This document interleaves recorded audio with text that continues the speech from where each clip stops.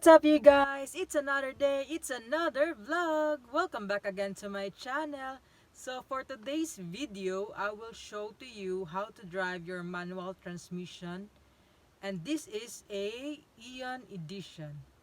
So what are you waiting for? Let's go!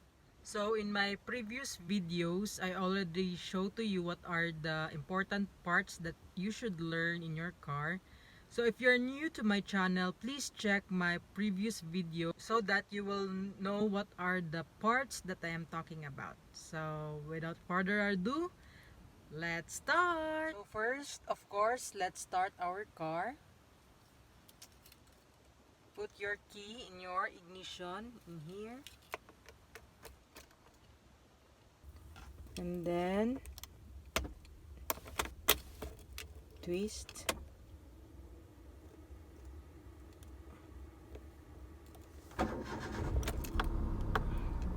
That's it. That's your first step. Then, if na-start mo na yung sasakyan mo, don't forget to release your handbrake. So, push, and then down. So, if nasa flat surface kayo, no need to step on your foot brake. So, hindi naman yan aandar if you are in a flat surface. And then to fully start your car, just step on your clutch. Step mo lang fully, and then while stepping on your clutch, change your gear to first gear. So push mo lang pagilid, and then yung dapat pinaka gilid na talaga, and then push forward. So that's our first gear, but don't yet release your clutch.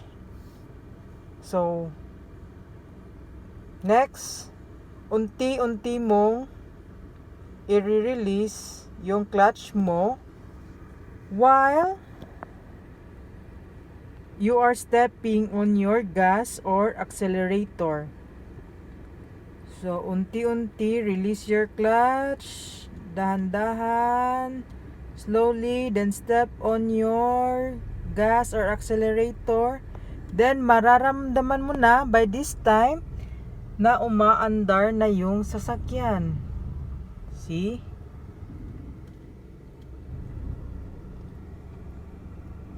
Try that first step, guys. So make sure if mag-practice kayo dun sa walang tao at saka flat yung surface, no humps, no hills, para mas matansyan nyo yung clutch at saka accelerator mo, kasi yun yung struggle sometimes ng mga manual drivers or yung mga first time pa lang na magda-drive ng manual, is yung pagtimpla ng clutch and gas pedal. So the technique is, number one tip ko lang, you should know how to balance your clutch and your gas, kasi yun yung mga basic na kailangan para umandar yung manual car mo. So let's have a recap. Let's do it again. So as you can see, walang tao, nasa flat surface tayo. So merong mga tao pero nasa gilid lang sila. So let's say na-start mo na yung sasakyan mo, and then dahil manual to, step ka dun sa clutch mo. Step your clutch, step it fully, and then change your gear shift to 1. Yun yung pinaka-importante, guys. So if magpapa-under kayo, always position it to the number 1 gear para hindi ma-off yung engine nyo. So push sa gilid, and then push forward. So slowly release your clutch while your other foot is stepping on your gas. So, release your clutch slowly. Then, tapak sa gas. Tapak. By this time, nararamdaman mo na umaandar. See? So, that's it you guys. That's the end of our video today. So, next time, I'll show you how to change your gear if umaandar na kayo. So, first, learn that first step if paano nyo matansya or timplahin yung clutch at saka gas pedal nyo. So, if natimpla nyo na yun, if alam nyo na yung proper balance, so next is doon naman tayo on how to change your gear from first gear to the second gear.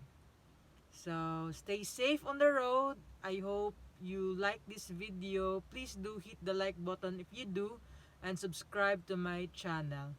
Until next time, stay safe always. Bye-bye. Bye.